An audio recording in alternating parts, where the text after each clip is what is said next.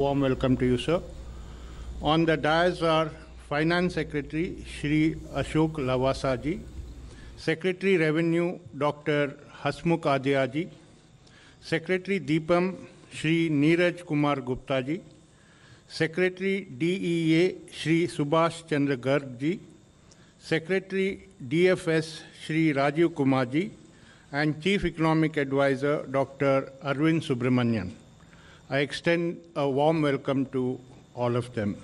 Friends, first the Finance Minister will address you. Afterwards, there will be a presentation by the Finance Secretary, Secretary DEA, and Secretary DFS. Thereafterwards, we'll take some questions. As usual, my request to you is please follow the points of order. When you want to ask questions, raise the placards. I will call one by one. And a gentle request to keep your mobiles on a switch off or silent mode. Please also restrict your questions on the subject matter of the press conference only. Over to the Honorable Finance Minister. Friends, our apologies for being a little late. There is a detailed presentation being made to you. The delay was because of some correction being made to the presentation. पिछले महीने जब मैं आप लोगों से मिला था, विशेष रूप से जब फर्स्ट क्वार्टर के जीडीपी डेटा के परिणाम आए थे, तो एक प्रश्न के उत्तर में मैंने कहा कि जो भी चुनौती चैलेंजेस देश की इकोनॉमी के सामने आते हैं, उनके प्रति रिस्पांस क्या होगा सरकार का, उसके लिए हम तैयार रहेंगे. We will appropriately respond to the situations as they develop. पिछले कुछ सप्ताहों में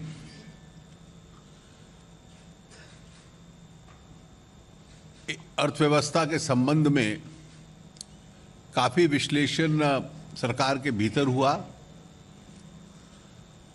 वित्त मंत्रालय की माननीय प्रधानमंत्री जी के साथ भी डिटेल मीटिंग्स हुई. पिछले 3 वर्षों से लगातार हिंदुस्तान दुनिया की सबसे तेजी से बढ़ने वाली बड़ी अर्थव्यवस्था रही है, और हम लोगों का उद्देश्य यह है कि एक जो हाई ग्रोथ इकोनॉमी हिंदुस्तान बना है, वो स्थिति हम लोगों की कायम रहे. स्वाभाविक है कि जब बड़े परिवर्तन और स्ट्रक्चरल रिफॉर्म्स आते हैं तो कुछ सीमित समय के लिए उसके परिणाम भी होते हैं, लेकिन मीडियम टर्म में, लॉन्ग टर्म में उनके लाभ बहुत अधिक रहते हैं. और इस पूरे विश्लेषण के बाद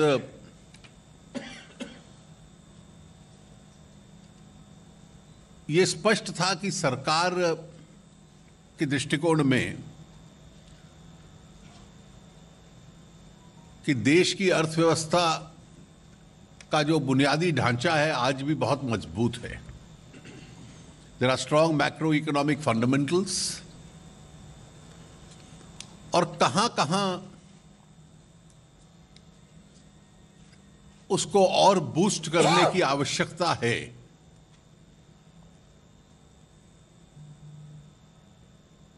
इसके संबंध में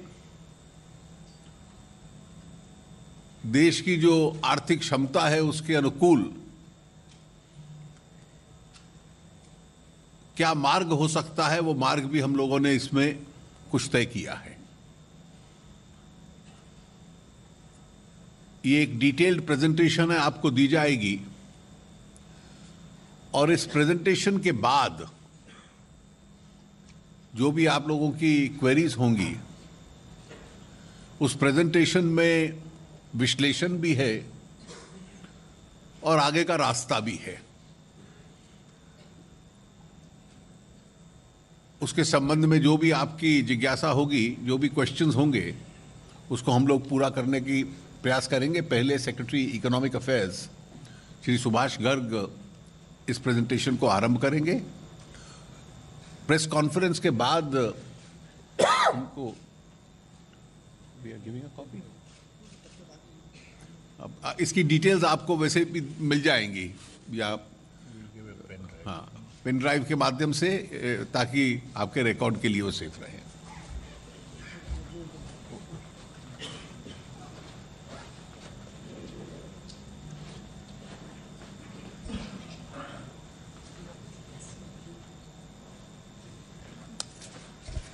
Good afternoon, everyone.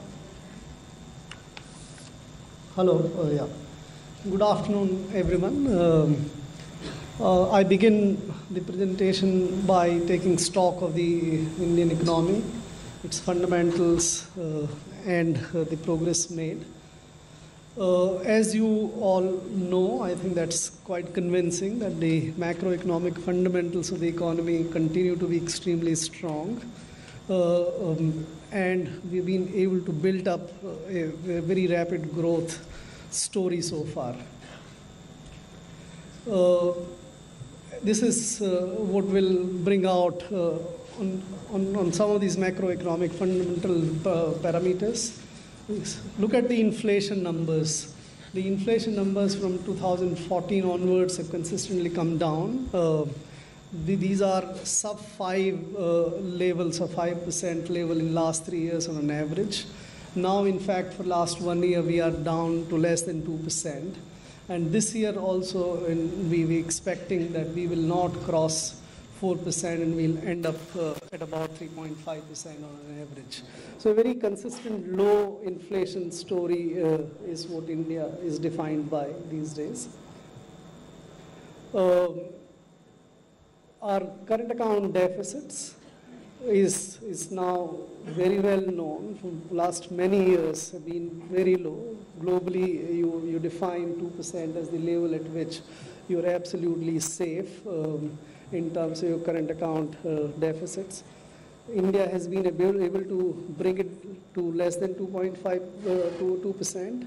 And last year, we actually ended up with less than 0.7%. So very low level of current account. There is a small blip in the first quarter, but as you go along for the rest of the year, this year would also turn out to be something very, very certainly less than 2%. The trust in the Indian economy in terms of flows in equity and debt, and also the big flows in terms of the foreign debt investment, is what is resulting into build-up of the foreign reserves. We have crossed recently $400 billion reserves. This government in last 3 years has built up additional $100 billion of reserves.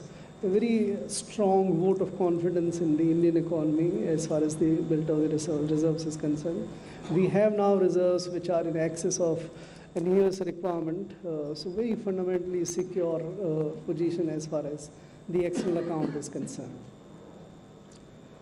Fiscal consolidation story is also as credible and extremely good. This government took over at a time when the fiscal deficit was in excess of 4.5%. It has been consistently been brought down. From bringing it to 4.1 now, finally for this year, we have fiscal deficit target of 3.2%.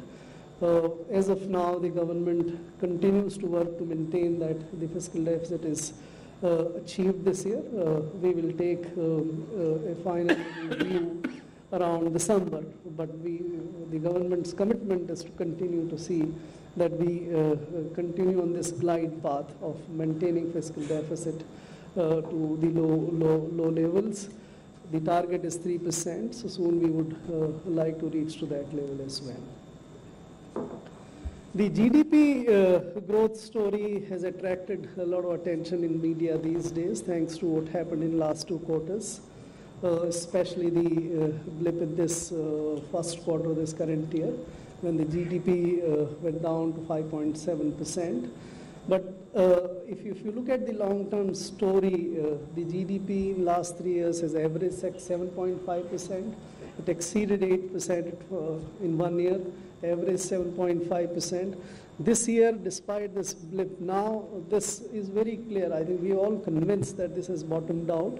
You've heard and seen a number of indicators this year, whether you take IIP, whether you take core index, or you take the automobiles, commercial vehicles, even hotel occupancies, the average rate, all indicators point out that the economy is turning around. And this quarter numbers, when they come, certainly would be something to convince, I think, all of us that we are back on to a path which is towards this strong growth path. Very recently, IMF put out a very long-term forecast on Indian economy, and IMF's convincing and very well considered forecast is that Indian economy will soon achieve the growth of over 8%, and that would be not only for 1 or 2 years, but consistently for many years. That is an independent forecast. And that's what we believe we will achieve, not only that, and probably will do better than that. The other part of the Indian story has been the transformational reforms which the government has undertaken in the last couple of years. The reforms which are global in nature, the reforms which have been acknowledged and noted all over the world. Recently, when we were in Washington, everyone almost in the institutions and otherwise was hugely appreciative of the kind of bold decisions which the government of India could take. I talk about some of them. In fact, the reforms are much larger. The GST is most obviously the one which is the biggest reform which has been taken, besides IBC, demonetization, black money, and so many other reforms which have been taken. This GST is reducing corruption, furthering formalization of economy, and raising productivity, and also strengthening the cooperative federalism of the country. So all these benefits are coming up. There were some issues connected with compliance burden on the SMEs and the exporters and all. All those issues have also been sorted out or are being sorted out, and very soon GST is going to contribute to the growth story of the country. The disinvestment program is also a very strong program. This year would be one of the largest ever disinvestment program of the country. We've already done about 30,000 crores this year by now, and we have a target of 72,000 crore, which will most certainly be exceeded to some extent and definitely achieved. That's what the government's confidence is. Now I would request my colleague Ashok Lavasa ji to talk about infrastructure.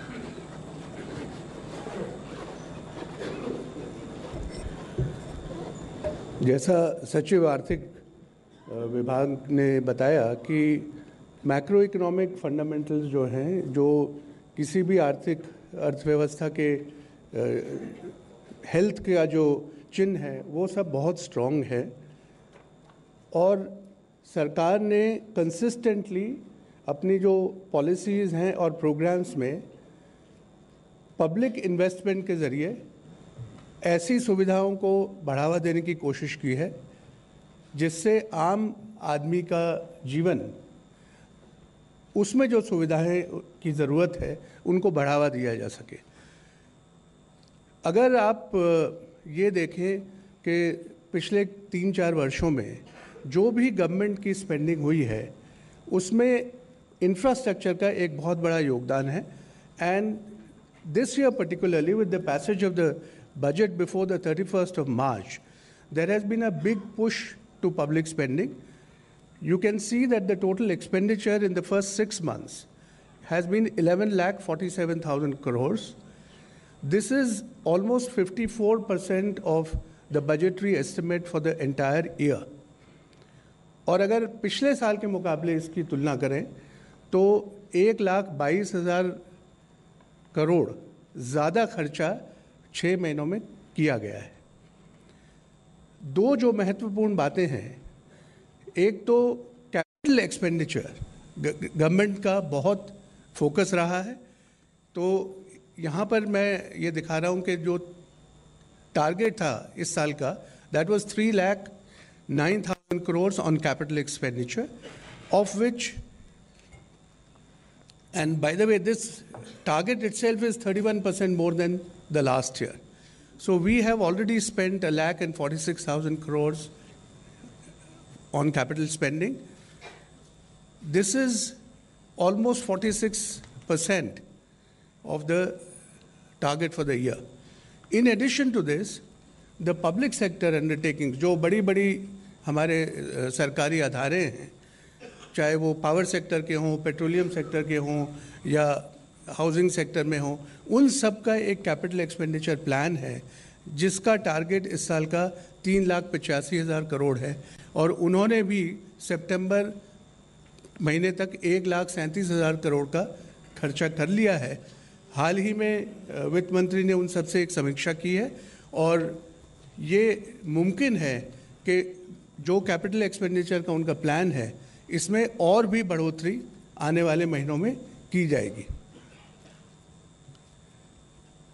जैसा मैंने कहा कि हालांकि public spending बहुत अलग अलग sectors में हुई है, चाहे वो public health, drinking water, rural drinking water के ऊपर, या स्वास्थ्य की सुविधाएं जो गाँवों में बनाई जा रही है, या सिंचाई की सुविधाएं हैं, उन सभी क्षेत्रों में खर्चा हुआ है। यहाँ पर केवल हम 5 सेक्टर्स की बात कर रहे हैं: रोड्स, हाउसिंग, रेलवेज, पावर और डिजिटल इंफ्रास्ट्रक्चर।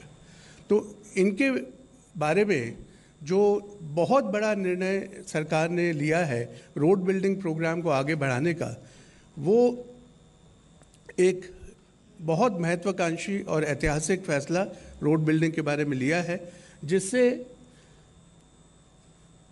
आने वाले 5 वर्षों में 83,677 किलोमीटर रोड बनाई जाएगी और इसमें जो लागत है कुल वो 6,92,000 करोड़ की इन्वेस्टमेंट है। इसके ज़रिए तकरीबन 14 करोड़ मैन डेज जनरेट होंगे। ये इस प्रोग्राम का टारगेट जो दिया गया है वो 5 साल का है। और 2 महत्वपूर्ण चीज़ें हैं जो मैं आपको बताना चाहता हूँ कि इसका इम्प्लीमेंटेशन अलग अलग एजेंसीज द्वारा किया जाएगा ताकि अलग अलग सेगमेंट में जिस एजेंसी की स्ट्रेंथ है वो इम्प्लीमेंटेशन स्मूथली कर सके। So there are these organizations that have been identified, including the state PWD. And the second big decision which has been taken is that there is sufficient delegation of powers given to these organizations so that there is speedy implementation of the projects. The biggest component of this road building program is the Bharatmala program, which will involve construction of 34,800 kilometers of national highways and other important roads. And this alone will mean an investment of 5,35,000 crores. इसके जो 6-7 important elements हैं उसके बारे में मैं आपको कुछ बताना चाहता हूँ। और ये elements बहुत रिसर्च करके, फील्ड स्टडी करके नेशनल हाईवे अथॉरिटी ने बनाए हैं मिनिस्ट्री ऑफ रोड ट्रांसपोर्ट की सुपरविजन में। पहला है इकोनॉमिक कॉरिडोर्स। तो तकरीबन 9,000 किलोमीटर के इकोनॉमिक कॉरिडोर्स बनाए जाएंगे। इनका महत्व ये है कि जो जो हमारे ऐसे सेंटर्स जहाँ पर मैन्युफैक्चरिंग एक्टिविटीज़ होती है और उन गुड्स को एक जगह से दूसरी जगह ले जाना पड़ता है मार्केट तक या एक्सपोर्ट के लिए, तो उन कॉरिडोर्स को कैसे फर्दर स्ट्रेंथन किया जाए उसका 9,000 किलोमीटर का रूट्स आइडेंटिफाई किए गए हैं। दूसरा है इंटर कॉरिडोर और फीडर रूट। इन कॉरिडोर्स में चाहे वो नेशनल हाईवे नहीं हो, लेकिन फीडर रूट्स जो इन कॉरिडोर से जुड़ते हैं अलग अलग राज्यों के या छोटे छोटे ज़िलों के भी, अगर जिसका महत्व है, कोई टेक्सटाइल सेंटर है या कोई फूड प्रोसेसिंग सेंटर है, उसको नेशनल हाईवे तक पहुंचने के लिए फीडर रूट डेवलप करना, उसके लिए 6,000 किलोमीटर आइडेंटिफाई किए गए हैं। नेशनल कॉरिडोर्स एफिशिएंसी इम्प्रूवमेंट, ये 5,000 किलोमीटर इसमें आइडेंटिफाई किए हैं. इसका तात्पर्य ये है that the Golden Quadrilateral and the NHDP Phase 1-2, these programs which are going on, with the passage of time in the last decade and more, these corridors themselves are experiencing some bottlenecks. So we have identified the points, the choke points, which will be developed in a way that those bottlenecks are removed and there is smooth passage of traffic. The fourth element is the border roads and international connectivity. North east का area है या जो बाकी border हमारे नेपाल के साथ, भूटान के साथ लगते हैं, उन बॉर्डर्स को के पास जो कनेक्टिविटी है, so that our international trade gets a boost, that will be developed. And the fifth element is the coastal roads and port connectivity. There is already a program of Sagarmala of port-led connectivity, so this will further strengthen that program. In addition to this, कई important ऐसे roots हैं जहाँ पर green field expressways, जो point two point expressways बनाए जाएंगे, उसके लिए तकरीबन 800 किलोमीटर का जो सर्वे है वो किया गया है. और इसके अतिरिक्त जो balance national highway development programme, जो कि एक ऑनगोइंग प्रोग्राम है, that will be completed, that will take about 10,000 kilometres. Now just to give you an illustration, if you see this slide, on the right hand side you will find that if you connect Ludhiana with Ajmer, the shortest existing route is 627 kilometers. And it takes about 10 hours to reach from Ludhiana to Ajmer. Now what survey has revealed, and the route which has been identified by the Ministry of Road Transport, that shows that the slide on the left, Ludhiana to Ajmer, even though it will be 721 kilometers, which means that this corridor will be a new alignment, but the time taken will be 9 hours and 15 minutes, so thereby effectively bringing down the consumption of fuel and the time which is taken for reaching goods and people from one point to another. Next. This is another illustration similarly, that if you look at Mumbai to Cochin, then the existing route takes 1,346 kilometers and about 29 hours. But the new alignment, even though it will be about 200 kilometers more, but the time taken will reduce considerably, and it will reduce by 5 hours. And moreover, what it does is that the new alignment, it opens up some of the areas which were hitherto not on the main road. Next. Similarly, the Act East policy of the government and connectivity with neighbors. So जो हमारा north east का area है या नेपाल भूटान का area है, वहाँ पर जो बांग्लादेश, भूटान, नेपाल का the trade is about $12 billion, and 24 trade points have been identified, especially because 65% of this trade takes place through road transport. So these trade points and the alignment to connect these trade points will be developed, and this we hope will give a tremendous boost to states which are bordering Bihar, Uttar Pradesh, West Bengal, and the entire Northeast. The border connectivity has always been a big issue, especially in the far-flung areas where roads have not reached, and the people there feel the absence of vital infrastructure needs. So you can see the purple line along the Rajasthan-Punjab border. This line, and there is a portion in J&K which has been identified. Similarly, in Himachal, Uttarakhand, in UP, Bihar, and some stretches along the Bangladesh border and the Myanmar border, these have been identified. So about 3,300 kilometers of roads on eastern and western borders have been identified. In the first phase, 1,000 kilometers will be taken up. On the coastal and ports connectivity, similarly, the long coastline that India has, all along the coast from Gujarat to Maharashtra and the southern states going to Tamil Nadu, Andhra Pradesh, Odisha, West Bengal, this coastal connectivity has been identified, and about 2,000 kilometers of coastal roads will be taken up in phase 1. So the survey has been done for a larger area, but what we have presented today is the phase 1 of Bharatmala. Next. Now, the funding of this project, as I said in the beginning, will mean 6,92,000 crores. Bharatmala is about 5,35,000. Interestingly, 2,09,000 crores will come from market borrowings. 1.06 lakh crore will be private investment. 2.19 lakh will come from the Central Road Fund. And I would only like to emphasize कि इतने बड़े programme में जो budgetary support, additional budgetary support, that will be about 59,000 crores. So this is likely to give a big boost to the road connectivity as well as the transportation facilities. The balance work of 48,877 kilometers will also be undertaken with 1.57 lakh crore. These are smaller ongoing roads which are implemented through the Central Road Fund. And one new thing which is already being tried and which will be given a big boost will be the TOT model, where existing roads are being monetized. 82 roads have been identified which have a monetization value of about 34,000 crores.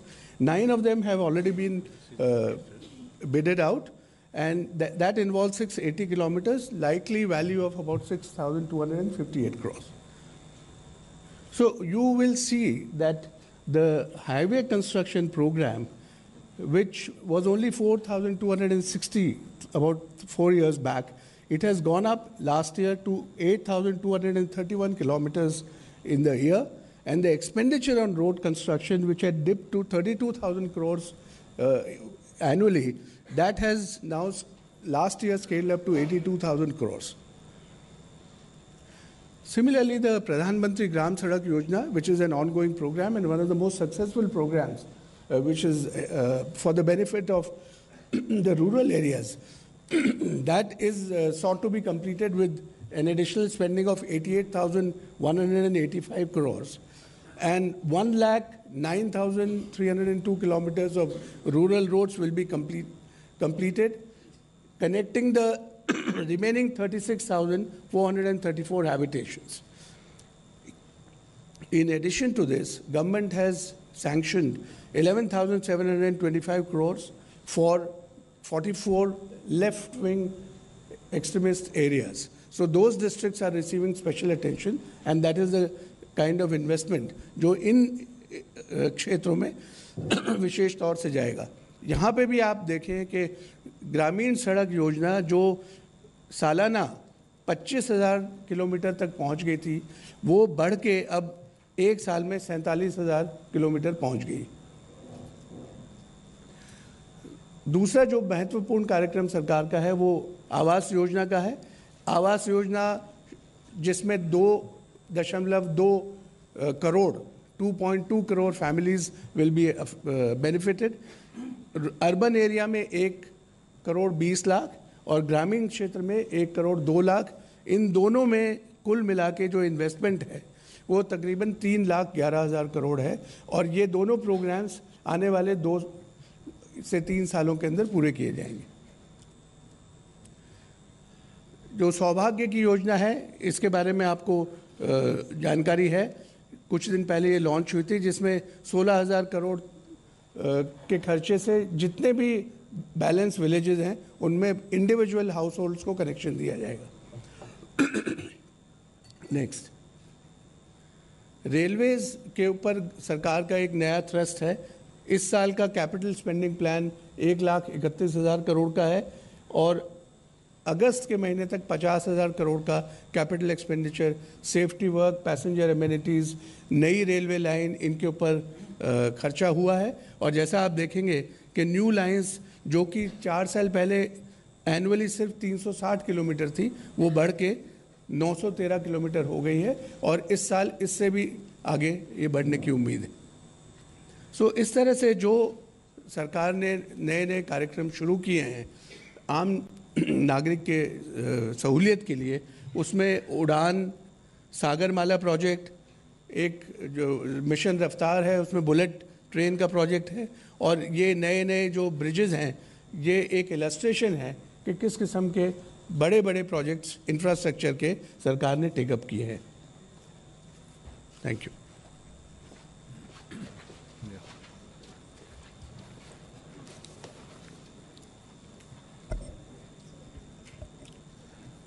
Good afternoon, friends. As the Secretary, Department of Economic Affairs have just presented before you, the fundamentals of the economy are very, very strong. He has shown you through various factors and all the positions he has explained to you. सभी अर्थव्यवस्था के जितने भी आधारभूत मापदंड हैं वो सभी सुदृढ़ हैं, ये उन्होंने आपको दिखाया। वित्त सचिव महोदय ने भी आपको बताया कि पब्लिक इन्वेस्टमेंट में कितना इंफ्रास्ट्रक्चर को बूस्ट दिया जा रहा है। जो भारतमाला का कार्यक्रम है जिसको आज ही कैबिनेट ने मंजूरी दी है, जो कि 5,35,000 करोड़ का है, इससे डेफिनेटली ना सिर्फ इकोनॉमी को बूस्ट मिलेगा, डायरेक्ट एम्प्लॉयमेंट होगा, ease of doing business, regional imbalances और downstream activity along the corridors कितने आएंगे ये आप समझ सकते हैं। जब फंडामेंटल्स इकोनॉमी के स्ट्रॉन्ग हैं, जब पब्लिक इन्वेस्टमेंट पर बूस्ट है, तो this is the time which is shown on the right side that we have to create the banks to catalyse the private investment. Private investment में banks अपनी सहभागिता दें और उनको भी जो लोग इसमें आना चाहते हैं जेन्युइन तरीके से, ऑनेस्टली, उनको अर्थव्यवस्था में, देश की अर्थव्यवस्था में सुधार करने के लिए बैंक सक्षम बनाएं। ये प्रस्तुति मैं आपके समक्ष कर रहा हूँ, इसके लिए क्या किया जा रहा है। दूसरा निर्णय जो कैबिनेट का है वो मैं आपके समक्ष प्रस्तुत कर रहा हूँ। Next, so how do we position the banks for the take off. Before coming to that, I'll just explain to you where we are today. In terms of the lendings by the public sector banks, किस प्रकार से public sector banks ने जो landing की हैं उनका क्या status है, ये मैं आपके सामने प्रस्तुत करूंगा। जो रिस्ट्रक्चर्ड स्टैंडर्ड एसेट्स थे उनको किस प्रकार से रिकॉग्नाइज किया गया है और किस प्रकार से एनपीएस जो हैं वो बढ़े हैं, और इसकी वजह से कितनी एक्स्ट्रा प्रोविजनिंग बैंक्स को करनी पड़ी, ये भी मैं आपके समक्ष प्रस्तुत करूंगा। एक्स्ट्रा प्रोविजनिंग मतलब जो भी लॉसेस होने वाले हैं उनका सही समय आकलन करके और उनको पहले से ही बुक कर लिया जाए, ये ताकि बैंक सक्षम रहें, समक्ष रहें और आर्थिक रूप से मजबूत रहें। Then what actions government has taken so far and what is being done now, this I will explain to you along with what is the roadmap for the banks in the next 2 years. How do we gear them up for taking and the credit of takeoff and credit takes off, and then how do they support the private investment. मैं ये भी आपके समक्ष प्रस्तुत करूँगा कि ये सब करने के बाद आउटकम क्या होगा और किस प्रकार से एमएसएमई, मध्यम, लघु और सूक्ष्म जो उद्योग हैं, जो अर्थव्यवस्था के बैकबोन हैं, रीढ़ हैं, उनमें और एम्प्लॉयमेंट जनरेशन में किस प्रकार से इसको फोकस किया जाएगा। नेक्स्ट, मैं ये आपको एक स्लाइड दिखा रहा हूँ जिसमें जो ग्रॉस एडवांसेस हैं, अगर आप देखेंगे तो 6 साल में ग्रॉस एडवांसेस 34 लाख करोड़ के बैंक्स के द्वारा दिए गए। 34 lakh crores of the gross advances which increased till March 14, and there was a year-to-year growth of 14 to 25%. Year-to-year growth of 14 to 25%. So this was a little aggressive lending. And by the year 2014, जो stressed assets हैं, जो आप ऊपर में 2000 ये जो percentage देख रहे हैं 11.9%, स्ट्रेस्ड असेट्स मीन्स जो कि दबावग्रस्त असेट्स थे या जो कमज़ोर थे और वो रिस्ट्रक्चर थे लेकिन अभी एनपीए नहीं थे, उनको रिकॉग्निशन नहीं हुई थी। Right side में, as the Secretary DA has shown you, this also shows the growth in the corresponding period. You can see the correlations if there is any or if there is none. Then, how does this increase to the NPAs, the non-productive assets? This is what is being shown to you in the next slide. Next, please. How the asset recognition took place and when did it actually happened and why it happened? That's what I'll explain to you now. अगर आप left side का एक chart देखेंगे तो जो red है वो नीचे में है एनपीएस और जो ब्लू है 7.2% वो हैं stressed assets. Stressed assets means वो सब स्ट्रक्चर्ड एसेट्स हैं जिसमें लोन्स को कुछ स्टेजेस में रिसाइकलिंग और कुछ स्टेजेस में उनको एक्स्ट्रा लोन हैं. अगर आप AQR देखेंगे, मैंने एक एरो दिखाया आपको ऊपर, the asset quality review, in loans की, इन स्ट्रेस की एक्चुअल स्थिति क्या है, ये 3 या 4 पैरामीटर्स पर जज की गई, जिसमें मल्टीपल बैंक्स में अगर लोन लिया है, इसके 3-4 कारण मैं आपके सामने रखना चाहता हूँ. अगर if there are loans from the multiple banks and your account is in default in 1 or 2 banks and it is not in default in the others, that was counted by the circulars and by the regulator as the NPA. What is the quality of collaterals which has been given? Whether जितना loan दिया गया है उतना recovery की संभावना है या नहीं है. If one takes loan and then repays another loan, तो रिसाइकलिंग तो नहीं हो रही. ये सारे और extra, there are long list of factors जिनके बेसिस पर एसेट क्वालिटी रिव्यू हुआ. And March 15 this process of transparent recognition of the NPAs began. You can see till June 2017 the ratio between the two of the stressed assets having been converted to the non-productive assets has increased. So this is a transparent recognition and true value of the asset which should be NPA or not an NPA. अगर दोनों का एक ratio देखें आप नीचे के pie charts में, तो NPA की संख्या टोटल में से बढ़ के 82% हो जाती है. And this on the right side you see led to an increase in NPA due to the transparent recognition, the realistic recognition. इसमें कोई छुपाने की जरूरत नहीं. 4,55,000 crores by which the NPA is increased. And you will also see in the bottom that there are many cases, but just in 12 cases which have been referred to the NCLT, the total amount involved is 1,75,000 crores. So this you can assess the quality of the loans, and which constitutes 25% of the NPA in the 12 accounts alone. Now, what is the impact of this? The impact is in the provisioning norms. What is provisioning? Provisioning का essentially meaning है कि जो expected losses हैं उनको banks पहले ही cover कर लें और अपने profit या capital में से book कर लें. अगर 2014 से 2018 तक के प्रोविजनिंग्स को देखा जाए तो 3,79,000 की प्रोविजनिंग बैंक्स को करनी पड़ी. And this makes them healthier. This makes them recognise their due and expected losses up front. This is much more than what has been provided for by the banks in the last 10 years, दो it affects the capital adequacy of the banks, the capacity of the banks to lend. So what was the action taken on this? The action taken on this was, in the next slide please, the government infused capital. How?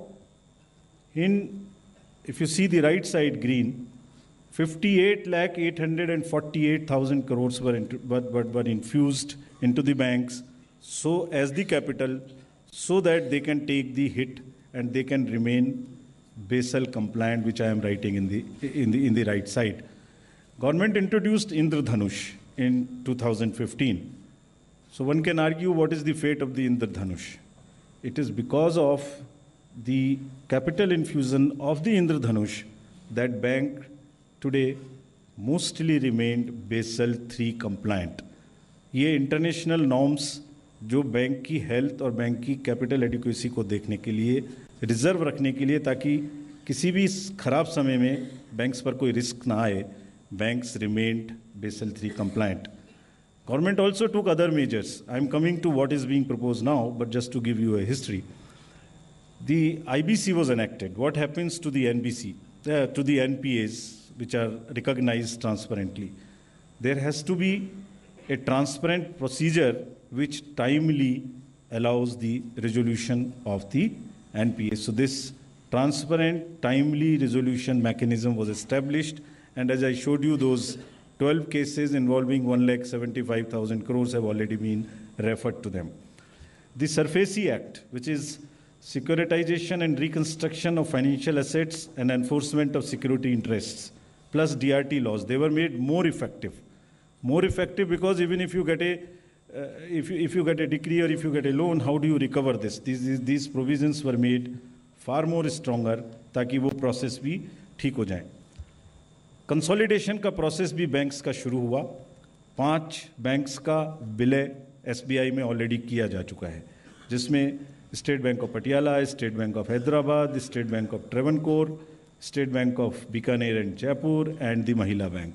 So this is giving the entity a critical mass. I'll come to that also. Further, with those 11 banks which were not performing as like this, in spite of the infusion, MOUs have been signed with them to say that you will reduce your administrative costs, you will divest non-core assets, and also recover NPAs in the time-bound manner. So what one is trying to say is, having done all this, having cleaned up, having recognized the NPAs transparently, having provided the provisioning, having been Basel III compliant, now this is the time for takeoff. Next, please. So what does this mean? How banks are ready for the takeoff? It's strong economic fundamentals as explained by SecTDA. Big boost in the public investment in infrastructure as explained by Finance Secretary.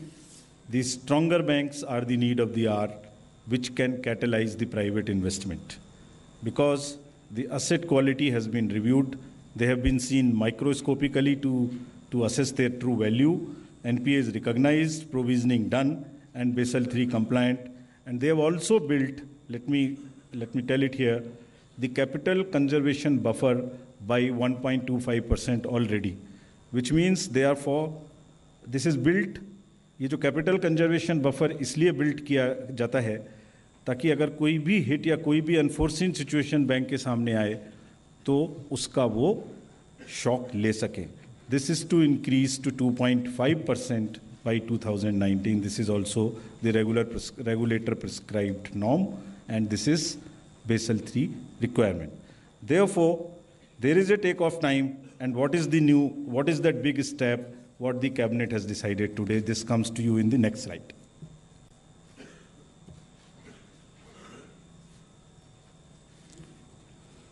So government has announced today in the cabinet has approved an unprecedented PSP capitalization plan of rupees 2,11,000 crores. This is the triggering and the takeoff point. Having cleaned them up, having made them Basel compliant, having recognized the NPAs, having put the resolution processes in place by an enactment, this is the time that banks तैयार रहें जब credit की मांग हो genuine लोगों के द्वारा उसको देने के लिए. I will also show you कि इसको किस माध्यम से पूरा किया जाएगा. Next please. ये जो PSBs का प्राइवेट इन्वेस्टमेंट को कैटेलाइज करने के लिए there would be recap bonds of 1,35,000 crores, and most of which would be front loaded. Similarly, another 76,000 crores will come from budgetary support and market raising. And what do we expect? What do we expect is in the right column. बड़े, सुदृढ़ और strong banks. This is what is one of the roadmap for the next 2 years. This all is the roadmap for the next 2 years. There is also a differential approach, which is one is envisaging where performance and potential of each bank and their regional characters, national character, internationally, who can be the big ones, can all be factored in. There are also issues on the HR side in the banks, जो capacities, किस प्रकार से loan दिए जाते हैं, कैसे customer friendly हो सकते हैं. It becomes a happy situation where customer अगर आए तो उसको किस प्रकार से ट्रीट करना है और किस प्रकार से लोन्स के असेसमेंट्स करने हैं, ताकि जितने भी लोन्स जेन्युइन लोगों के द्वारा अगर लेने आए जा रहे हैं तो उनको वापस ना लौटना पड़े. We also look for globally competitive banks by doing all this and a focus on the adequate and prudent credit for the deserving, so that everything is well accounted and taken care of. Now, in the private sector, जैसे economy के fundamentals, public investment, जिससे employment आना है, बैंकों को तैयारी करने के बाद इनका ग्रेटर पुश, जैसे मैंने पहले कहा कि एमएसएमई, मध्यम उद्योग, लघु उद्योग, सूक्ष्म उद्योग, जो कि अर्थव्यवस्था की बैकबोन है, जिस पर बहुत भारी मात्रा में लोग एम्प्लॉयमेंट में हैं, उसको कैसे इससे बूस्ट दिया जाएगा, वो नेक्स्ट 2 स्लाइड्स में मैं आपके समक्ष प्रस्तुत कर रहा हूँ. Next, there would be a direct benefit to MSMEs and the employment. अगर आप MSMEs की उसको असेस करें तो 2 प्रकार की मेजर समस्याएं उनके सामने आती हैं. एक तो फाइनेंस को एक्सेस नहीं मिलता, कैश क्रंच होता है, और दूसरे उनको मार्केट पहुंचने में दिक्कत होती है. दोनों समस्याओं का समाधान यहाँ करने का प्लान या प्रयास किया जा रहा है.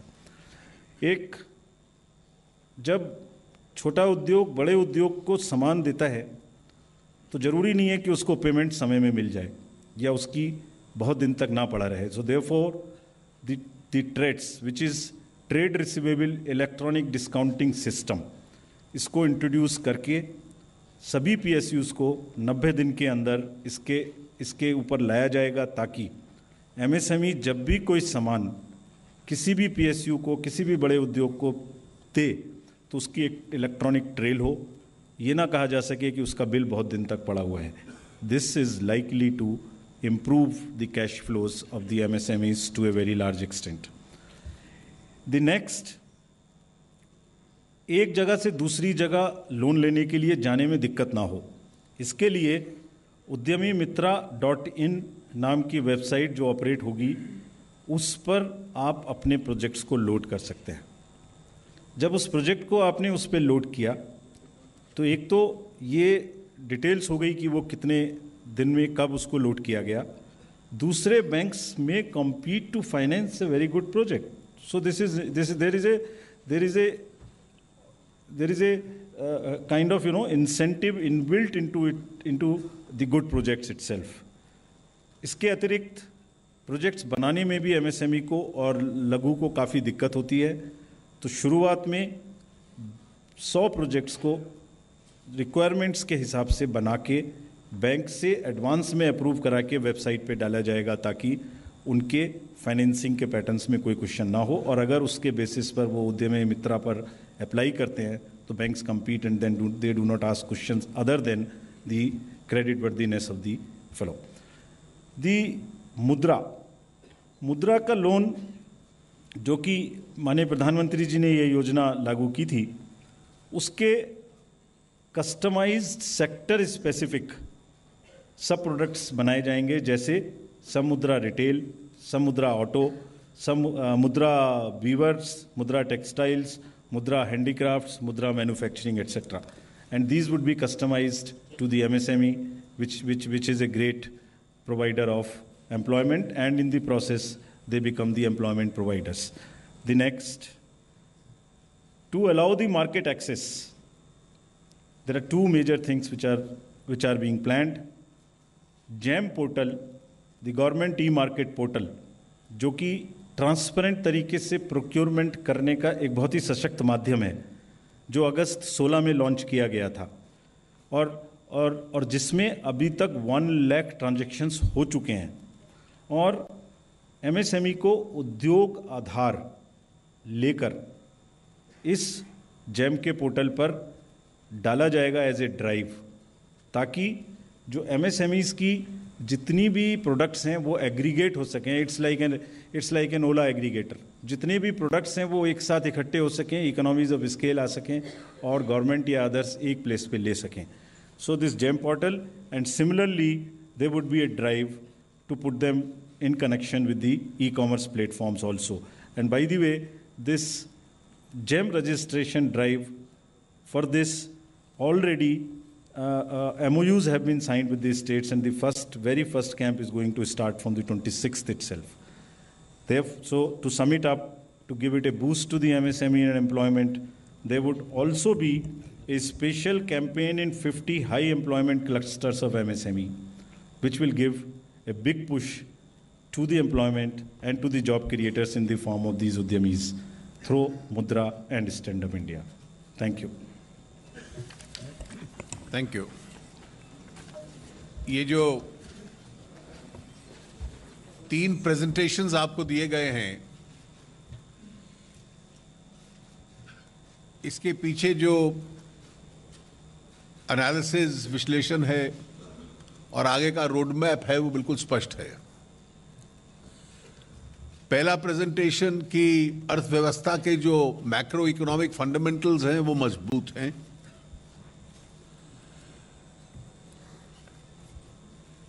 जो कि सरकारी खर्चा है, पब्लिक स्पेंडिंग है, उसको और अधिक बढ़ाने की आवश्यकता है। और स्वाभाविक है कि इंफ्रास्ट्रक्चर एक्सपेंडिचर वो एक अनप्रेसिडेंटेड, जिस मात्रा में आज तक इस देश में नहीं हुआ, इंफ्रास्ट्रक्चर के विभिन्न क्षेत्रों में पब्लिक एक्सपेंडिचर को बढ़ाने का एक प्रयास किया गया है।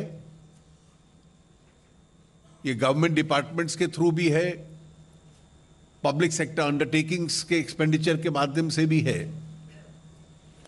और कहां कहां स्पेसिफिक हो रहा है इस प्रेजेंटेशन में उसकी details, rural roads, highways, Bharatmala, housing, railways, digital. और जो तीसरा इसका पक्ष है उसका संबंध प्राइवेट इन्वेस्टमेंट को देश में बढ़ाने से है। ये एक ऐसा क्षेत्र था जिसकी अपनी चुनौतियां थी। अभी तक इतना हम लोग मानते थे कि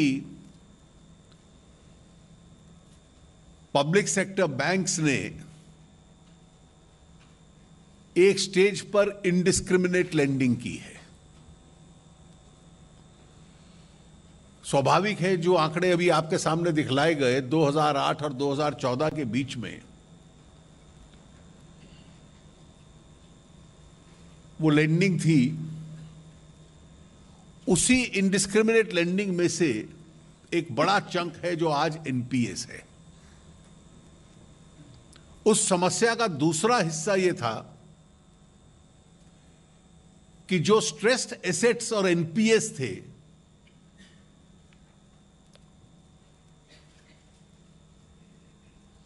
एक समय तक उनको स्पष्ट नहीं किया गया। The NPS were kept below the carpet. तो दूसरा स्टेज यह था कि बैंक्स की स्थिति असली क्या है वो स्पष्ट होकर सामने आए। और इसलिए जो एसेट क्वालिटी रिव्यू हुआ और बैंक्स को मजबूत रखने के लिए कैपिटल इन्फ्यूजन भी हुआ और प्रोविजनिंग नॉर्म्स भी हुए,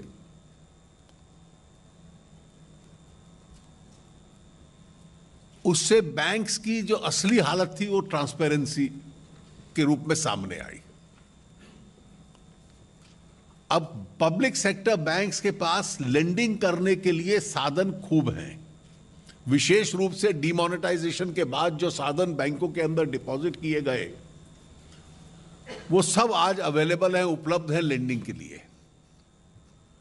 लेकिन पैसा है उसका यह अर्थ नहीं कि वो लेंड हो सकता है, उसके लिए कैपिटल एडिक्वेसी भी चाहिए। और वो कैपिटल एडिक्वेसी इरोड हुई एक्सेसिव एनपीएस और जो ये पूरा इतिहास 2008 से 14 तक का बैंक्स का आपको बतलाया गया। और इसलिए आज मंत्रिपरिषद की बैठक में इस डिटेल्ड प्रेजेंटेशन के बाद यह तय हुआ कि सरकार को एक बड़ा कदम, a bold step should be taken by the government to address this problem. और 2,11,000 crore, 2,11,000 crores is the capital which is intended to be now inducted further into the banks. This, of course, will be accompanied by a series of banking reforms, which we need not specify today, but you will hear from us in the course of the next few months. And of this money, part of the money will come from the banks raising their own capital, wherein government equity as per the pre-declared policy can come down to 52%. There is another 28,000 from the budgetary resources which has to be 18,000 from the budgetary resources which has to be put into the banks under the Indradhanush scheme. So that makes it a total of, in these two heads, of 76,000. And recapitalization bonds, the nature of those bonds will be determined by us in due course, will also be issued, which will provide further adequate capital as far as the banks are concerned. This will improve the lending capacity of the banks. और जो secretary DFS ने अभी स्पष्ट किया कि एक उद्देश्य यह है कि एमएसएमई सेक्टर एक प्रायोरिटी एरिया इस लेंडिंग का रहे, ताकि जॉब क्रिएशन अधिक उस सेक्टर के अंदर होता है और इससे पब्लिक सेक्टर बैंक्स के माध्यम से उस सेक्टर में फंड इन्फ्यूजन करने का हम लोग प्रयास करें। ये आज की आर्थिक स्थिति के संबंध में जो सरकार का रिस्पांस होना चाहिए था, उसकी एक डिटेल्ड प्रेजेंटेशन लॉजिकल तरीके से आपके सामने दी गई। कोई आपके प्रश्न है तो मैं या सेक्रेटरीज यहां उपलब्ध हैं, उसका उत्तर response. Thank you, sir. Yeah, 243, second row. Yeah. Sir, I'm Ruchi Bhatia from ET now. My question to you, the fact that now you're saying that 18,000 crores will, will be further infused, will it be over 2 years, and this is over and above the 10,000 crore rupees that has already been earmarked? No, this 18 is a part of the Indradhanush. This 18 is already a part of the Indradhanush.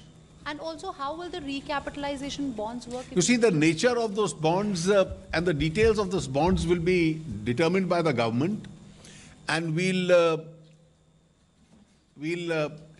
then make it public as to how and in what manner those bonds are being issued. The bonds necessarily need not involve the cash outflow, but they are a part of the debt of the issuing agency. Yeah, Sisi. Sir आपने 2,11,000 करोड़ की जो बात की है recap का, इसमें आप तो पैसे दे रहे हैं, बैंकों की अकाउंटेबिलिटी कैसे तय होगी, उनके लिए क्या अकाउंटेबिलिटी है? मैंने इसलिए एक स्पष्ट वाक्य का प्रयोग किया है कि इसके साथ साथ बैंकिंग रिफॉर्म्स भी होंगे, और वो सारे रिफॉर्म्स आज अनाउंस करने का अवसर नहीं है, इसलिए मैं उस दिशा में नहीं ले जा रहा। आज केवल संकेत दे रहा हूं ताकि ये परिस्थिति दोबारा ना आए जो 2008 से 2014 तक थी, कि आप इनडिस्क्रिमिनेटली लोन्स दे रहे हैं और देते वक्त जो बैंक्स के उन लोन्स की वास्तविक परिस्थिति है उसको छुपा रहे हैं। ये केवल मार्च 2015 के बाद स्पष्ट होकर आंकड़े सामने आने लगे कि बैंक्स की असली स्थिति क्या है। Sir, Dheeraj from the Economic Times, you said that the nature of these bonds will be determined, but will they have an impact on the fiscal deficit? And would you breach the fiscal deficit target if in this sense? Let me specifically clarify to you. This will depend on the nature of the bonds itself.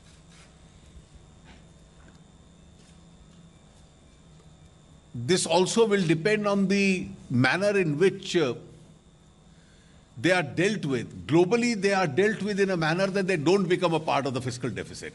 So a lot of international agencies, for instance, don't put it as a part of the fiscal deficit. Domestically, we have a different standard within India. But this will also depend on who is issuing the bonds and what is the nature of the bonds. But in any case, if the bonds are intended to be issued for a purpose of strengthening the banking system itself, it will go in the larger interest of the economy. Yeah, please, sir. I think on the international, Arvind would want to say something.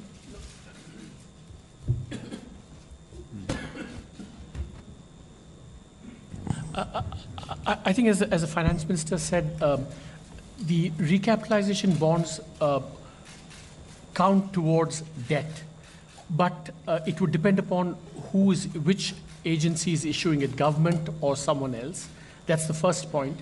Second is that under IMF accounting practice, such recapitalization is treated below the line, which means it's not part of the deficit.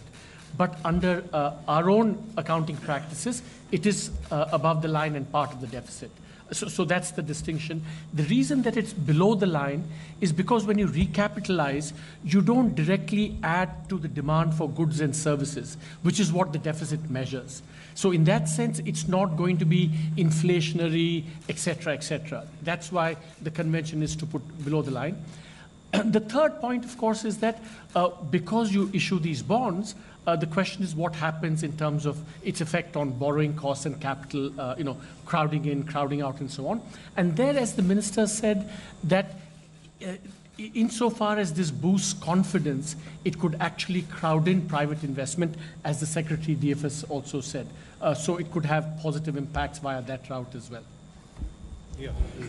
I'm Sunil Prabhu from NDTV. My question to you is just what the chief economic advisor said and what you were talking about. Does this mean that your fiscal deficit target of 3.2 will now have to be tweaked? And does this mean because of this huge government expenditure to boost private investment, it might not? No, as far as the infrastructure expenditure is concerned, we factored that into the fiscal deficit. And we've already made it clear that the last 3 to 4 years, the glide path of the fiscal deficit will continue to be maintained. Now, what happens to the bonds is a separate question. It will depend on the nature of the bonds itself. That we will be clarifying in due course once the bonds are issued. Yes, Sapna. Yeah, Sapna here from Civil Sir, 2.11 lakh crores, no doubt it's an unprecedented amount that has been announced. 76,000 odd crores from budgetary support as well as market raising, 1.35 in recap bonds. Recap bonds, they've clearly indicated the government will decide on the nature of that. 76,000 crores, sir, what do we understand is there for the current financial year? Because you've also indicated 18,000 crores as per the existing Indradhanush plan. So would they have any additional budgetary support? How much that? If necessary, we could consider that. But at the present, I am only restricting myself to 18,000 from the budget. So, छोटा सा clarification. If we just complete this, so because 10,000 crores is what is there in the budget for this year. So do we understand that that is what it is as of now? Because we've also said additional budgetary support is 76 for 2 years, this year and There will be an additionality. Can you please explain the numbers? No, I think it will depend on the way the entire capital infusion plan is worked out, as the finance minister explained, that we have to work out the total plan, right? So depending on the necessity to infuse this from the budgetary source this year, if that situation arises, we will take a call on that. But government is committed to giving 18,000 crores balance of the Dhanush plan from the This year budget. and next year, 2 years combined, sir. And market raising here would mean that PSBs can go and, raise. You see, this whole plan of 2.11 could be spread over 2 years. 2 years means the current year and the next year. And some recap bonds may be announced also in the current financial year because 1.35 lakh crores. As I've said, these could be spread out also between this year and spill over into the next year. Sir एक छोटा सा clarification इसी को लेकर चाहिए होगा कि कितने साल के लिए आप इसको कर रहे हैं, कितने साल में और पहली किस्त कब मिलेगी और कितने की होगी वो बैंक्स को? देखिए, वो जब बॉन्ड्स हम इशू करेंगे तो ये डिटेल्स उस वक्त आपको बताई जाएगी। और पहली किस्त कब तक मिल जाएगी बैंकों को रिकैपिटलाइजेशन? देखिए, मैंने ये स्पष्ट किया कि इस वर्ष शुरू करेंगे और ये अगले वर्ष तक स्पिल ओवर कर सकता है फाइनेंशियल ईयर। सर, मैं मनीष झा हूँ, इंडिया टीवी से। जीएसटी को सबसे बड़ा रिफॉर्म्स बताया जा रहा है, लेकिन कल राहुल गांधी ने कहा कि ये गब्बर सिंह टैक्स है, तो इकोनॉमी का इस तरह का परसेप्शन पर आपका क्या जवाब होगा? देखिए, जिन लोगों को आदत 2G और कोल ब्लॉक स्कैम की पड़ी हुई थी, उनको लेजिटिमेट टैक्स से काफी इतराज होगा।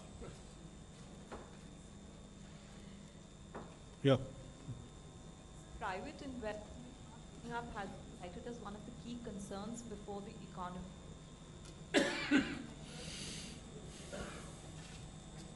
No, speak into the mic. It is okay. Yeah. Do you think the measures which have been announced today, they will be able to kickstart private investment? You see, already, even in the last quarter, there was some indication of the picking up of the private investment itself. And we do believe that once the lending capacity of the banks is strengthened, obviously the private investment also itself remains a boost. Additionally, when you spend so much on infrastructure, that also gives a fillip to the private sector in a big way. Yeah, please ask Rahul. Sir, Rahul Srivastava from India Today. Sir, we have rare this kind of a press conference in a mid-fiscal where we are seeing there are part new measures, part should we call it a course correction effort or a perception? Both. And my second question is that you said that NPAs were kept under the carpet, but isn't it also now that willful defaulters? No, as far as, first let me tell you, there is no course correction. High infrastructure expenditure has been a consistent policy of this government. Fiscal deficit and fiscal consolidation has been a consistency as far as this government is concerned. And therefore, boosting public investment has been a consistent path that we have followed. Certainly, there is a response to a situation when we need to strengthen the lending capacity of the banks so that they are able to support growth. Now, when you mention willful defaulters, let me clarify once again. I've said this in Parliament repeatedly. There is no embargo as far as names of willful defaulters are concerned. Under our banking laws, the names of willful defaulters are available publicly, and there is absolutely no veil of secrecy around the name of a willful defaulter. The banking laws prevent giving details of accounts of legitimate customers because they are part of their customer confidentiality. But as far as willful defaulters are concerned, not only their names, their photographs also can be published. Yeah, has increased public investment attracted private investment or crowded in private investment or not? There seems to be a concern that there is not adequate or sufficient private investment for the last 3 years. There is no? adequate private investment in the economy for the last 3 years. Well, our effort, therefore, is to add to the private investment.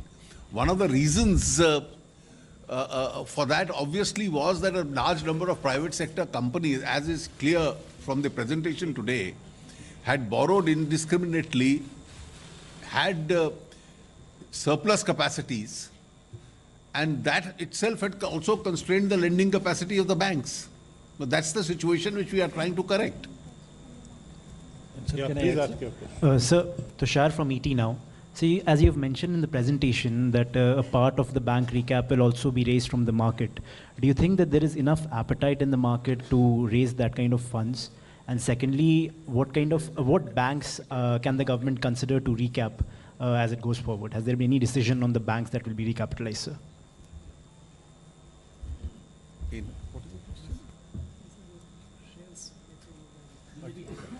That's the banks selling their stock. Yeah. Well, once you strengthen the banks under the scheme which we have announced today, certainly the attraction for the banking stocks also is going to improve. Sir, Ritu Parna from CNBC TV 18 this side. You talked about how indiscriminate lending led to this problem. How do we ensure now then that with this new program which you have announced, the same thing is not repeated? What kind of safeguards will be in? I've said that there will be certain set of banking reforms also, which in the last but one slide Secretary DFS had indicated in brief today, which in the course of the next couple of months we'll be elaborating further. Yeah. I'll try to come back to you. Please, that side, yeah. Yeah. Nimish from Hindustan Samachar News Agency. Sir, are you satisfied with the GST collection data? Are you satisfied with the GST collection data? July 92,000 crores something, August 90 something. Because you previously said that the retail business of India, the 84%, was in out of TaxNet or unorganized. देखिए, जो अभी तक trade का registrations के प्रति response है GST का, वो बहुत इनकरेजिंग है. अगर मैं आपको लेटेस्ट आंकड़ा दूं, मैं बिल्कुल कोई 72 लाख के करीब लोग हैं जो पुरानी व्यवस्था से माइग्रेट किए हैं और 28 लाख के करीब लोग वो हैं जो नए ऐड हुए हैं. कुल मिलाके जो रजिस्ट्रेंट्स हैं, असेसीज, उनकी संख्या 1 करोड़ से अधिक हो चुकी है. और अगर पहले 3 महीनों में ही रजिस्ट्रेंट्स की संख्या 30-35% बढ़ती है तो यह अपने आप में पॉजिटिव संकेत है. लेकिन पहले 3 महीनों में क्योंकि कुछ सामान वो है, गुड्स वो हैं जो कि पुरानी व्यवस्था में मैन्युफैक्चर हुए थे और इसलिए अभी भी वो ट्रांजिशन फेज चल रहा है, तो वो अभी पैटर्न इमर्ज करके नहीं आया, उसमें अभी कुछ और समय लगेगा. लेकिन 93,94,000 के करीब मंथली कलेक्शंस आईजीएसटी को मिलाकर इसके अभी तक पहुंचते हैं. वो कंसिस्टेंटली 3 महीनों में मेंटेन हो रहे हैं और अभी तक जो लोग अपने रिटर्न्स फाइल कर रहे हैं उसमें जैसे पहले महीने के लगभग 56 लाख से ज्यादा लोगों ने किया. इसके अतिरिक्त ये भी देखिए कि 14 लाख वो हैं जिन्होंने अभी करना है कॉम्पोजिशन स्कीम में और हर महीने ये संख्या कुछ ना कुछ बढ़ती जाएगी. You want to add something? Sir. Yeah, please. Sir, Monica Yadav from Ticker Plant. Sir, will you be injecting the capital in all the banks or have you shortlisted some specific banks? I have shown you in my presentation that there will be a differential approach. And as Honorable FM mentioned, the differential approach will factor in the size, the culture, the ethos the prudence which the banks follow in lending, and all of this will be a part, as FM mentioned, to be announced in due course, with a proper recourse to how it is being lent, on what basis it is being lent, and what is the performance. So basically, performance and potential, this is what would be kept in mind, and there has to be a differential approach. Meghna Mittal from INS. So the presentation showed a big infrastructure push on various schemes. So can you give us some combined figure that the public investment that government has targeted over the next 3 to 5 years in infrastructure? See, as far as this presentation is concerned, what we have outlined is only a few sectors. But if you put all of them together, it comes to more than 14 lakh crores. Just what we have presented today. But please don't forget that other than this, there are many other programs which are going on, like the drinking water mission and the rural health infrastructure, the digital infrastructure, the BharatNet, which we didn't speak about. That alone has 43,000 crores to be invested. So there are many other things which we have not included in today's presentation, but the aggregation of all this today was about 14 lakh crores. Sir वित्त मंत्री जी आपसे मेरा सवाल है, news nation से मोहित दुबे हूँ। Sir आपने कहा कि बेसिक इंफ्रास्ट्रक्चर पे हम ध्यान दे रहे हैं और मजबूत भी हो रहा है। रेलवे हमारे देश की रीढ़ की हड्डी मानी जाती है। एक रिपोर्ट रेलवे मंत्रालय की है कि 1,10,000 करोड़ रुपए अगर लगा दिए जाएं तो रेल की पटरियां बदल जाएंगी पूरे देश की। अगर उसके लिए अगर निजीकरण की अगर कोई प्रोजेक्ट आपके पास हो या अगर निजीकरण की ओर आप लोग बढ़ रहे हो तो क्या कोई ऐसी योजना है आपके पास? देखिए, रेलवे सुरक्षा के ऊपर खर्चा बढ़े, ये सरकार का हमेशा सदैव प्रयास रहेगा, लेकिन वो किस माध्यम से करना है ये रेलवे मिनिस्ट्री डिटेल में तय करेगी।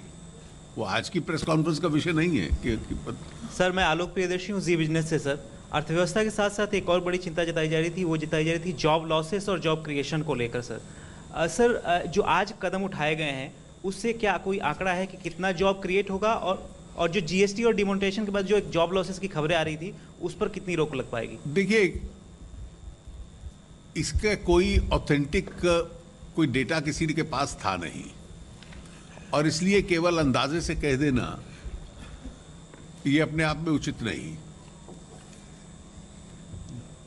स्वाभाविक है कि जब आप इतना बड़ा इंफ्रास्ट्रक्चर पुश करते हैं, उसको बनाने में भी जॉब क्रिएशन होता है और उसकी वजह से भी जॉब क्रिएशन होता है, और प्राइवेट सेक्टर को पुश देना, एमएसएमईज को पुश देना, उसके पीछे एक जॉब क्रिएशन एक बहुत बड़ा उद्देश्य है। वैसे भारतमाला के संबंध में एक इन्होंने आकलन किया था, लगभग